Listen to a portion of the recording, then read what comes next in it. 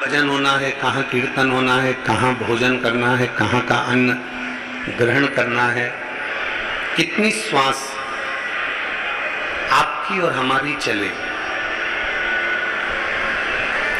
21,600 श्वास प्रतिदिन मनुष्य के शरीर से निकलती है। अभी 21,600 श्वास में से कौन सी श्वास आखिरी है, ये किसी को नहीं मालूम। 3.5 करोड़ रोम छिद्र इस पूरे शरीर में, एक एक रोम छिद्र को अगर गिना जाए पूरे शरीर के तो 3.5 करोड़ रोम छिद्र इस शरीर में होते हैं। 3.5 करोड़ रोम छिद्र का ये शरीर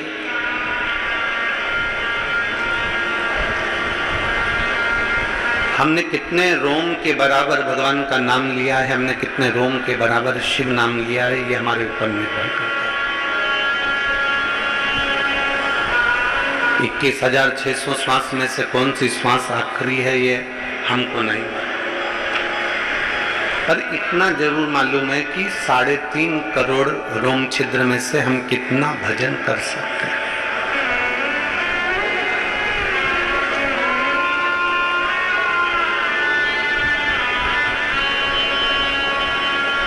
कथा लखनऊ में होने वाली थी सावन की पहली, और मालूम पड़ा कि वो कथा छत्तीसगढ़ की पवित्र धरा पर है। अर्थात भजन का बल, भक्ति का बल, स्मरण,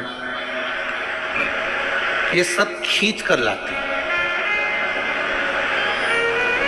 चुंबक देखिए आप लोगों ने, वो चुंबक को गंगा में रस्सी बांधकर गोताखोर डालते हैं और उसमें चिपकने वाला जो भी सामान होता है वो चिपक जाता है। लकड़ी नहीं चिपकती, कपड़ा नहीं चिपकता, प्लास्टिक नहीं चिपकता। वो चुंबक में जो चुंबकीय तत्व होते हैं वही चिपकते हैं।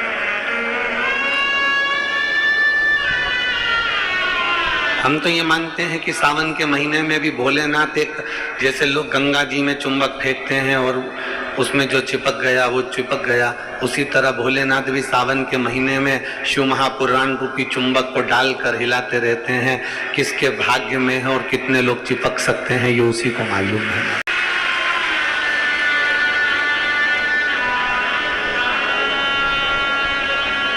बहत्तर साल बाद ऐसा सावन आया है, और उस सावन में अगर भगवान की विरल भक्ति हमारे मुख से हो रही है, भजन हमारे मुख से हो रहा है, कीर्तन हमारे मुख से हो रहा है, तो आप और हम तो सब शिव के चरणों के दास ही।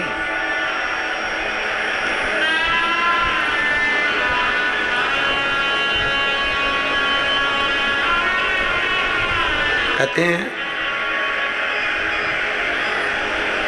शिव महापुराण की कथा कहती है,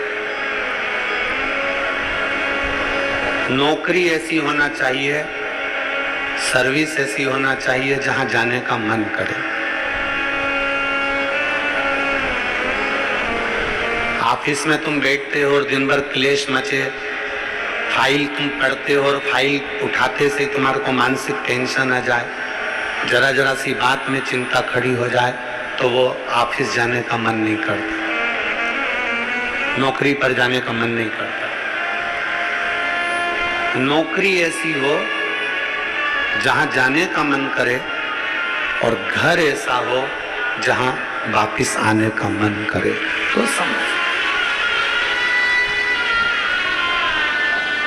घर में अगर क्लेश हो रहा है, बहुत अशांति हो रही है, बहुत लड़ाई हो रही है, बहुत विवाद हो रहा है, कहीं सास का मुंह फुला रहे, कहीं बहू का मुंह फुला रहे, कहीं बेटे का, कहीं बेटी का, कहीं माँ का, कहीं पिता का, कहीं भाई, कहीं बंधु, इनके मुंह फूले रहे तो घर में आने का मन नहीं करता। पत्नी का दिन भर मुंह फूला रहेगा तो पति का घर आने का मन नहीं करेगा। माँ बाप का अगर मुंह खुला रहेगा तो बच्चों का घर आने का मन नहीं करेगा। नौकरी ऐसी हो जहां जाने का मन करे। मन करे आपका कि मुझे बड़े उत्साह से जाने। एक प्रश्न आपसे पूछते हैं, उम्मीद है कि आप लोग उत्तर अच्छा देंगे। हमने भी पढ़ाई करी, आपने भी पढ़ाई करी,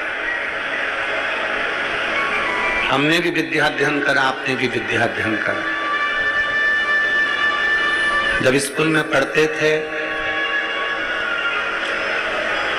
मैथ का सब्जेक्ट आता या साइंस का आता, इंग्लिश का आता, कोई सब्जेक्ट जब सामने आता तो कोई टीचर इतना अच्छा होता था कि उसके सब्जेक्ट में भले मन ना लगे पर उसके सब्जेक्ट में बैठने का मन जरूर करता था। बोलो सही है कि गलत?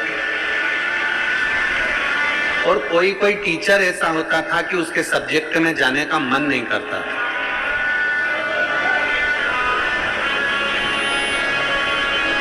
उनके सब्जेक्ट में जाने का मन नहीं करता। कोई टीचर इतना अच्छा, बहुत प्रेम से, बहुत स्नेह से, बहुत लाड़ प्यार से पढ़ाता है, बहुत स्नेह से पढ़ाता है तो उसके यहाँ जाने का मन कर जाता है। और कोई टीचर ऐसा होता है कि वो पढ़ाता है पर उसके अंदर इतना क्रोध, इतना गुस्सा है, कहीं मारना, कहीं ठोकना, कहीं अपशब्द कहना, कहीं कुछ कहना, तो मन ही नहीं करता कि उस टीचर के पास में जाकर बैठा। पढ़ना है आपको, सारे सब्जेक्ट पढ़ना है आपको, और प्रत्येक सब्जेक्ट को आपको तैयार करना है, प्रत्येक सब्जेक्ट आपको पढ़ना है, पर आप उस टीचर के सब्जेक्ट में नहीं जाओगे।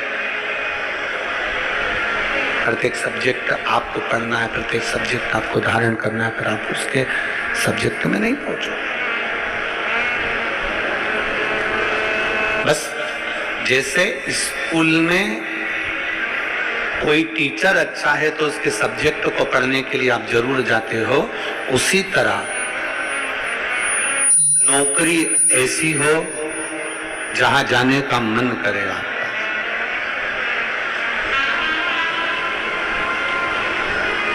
नौकरी ऐसी होना चाहिए जहां तुम्हारा जाने का मन करे, जहां तुम्हारा बार बार मन करे, 5 भी बज जाए ना तो भी मन करे कि थोड़ा आधे घंटे और काम कर लूं, 1 घंटे और काम कर लूं, 15-20 मिनट और काम कर लूं।